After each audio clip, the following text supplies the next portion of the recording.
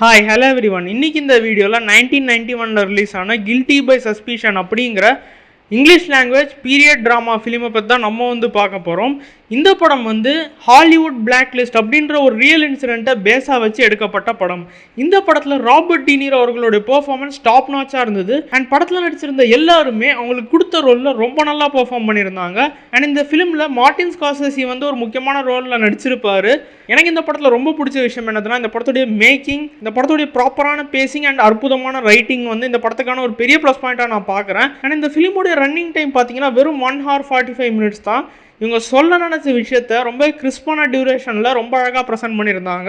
So ஓவராலாக இந்த படத்தை பற்றி சொல்லணும்னா, ராபர்ட் டினீரோ அவர்களுடைய பெர்ஃபார்மன்ஸ்க்காகவும் இந்த படத்தோடைய எக்ஸ்ட்ரானரியான ரைட்டிங்காகவும் நீங்கள் இந்த படத்தை பார்க்கலாம். இந்த படத்துக்கு நான் கொடுக்கக்கூடிய ரேட்டிங் 8 out of 10. இந்த படம் இப்போ ஜியோ ஹாட்ஸ்டாரில் ஸ்ட்ரீம் ஆகிட்டு இருக்கு.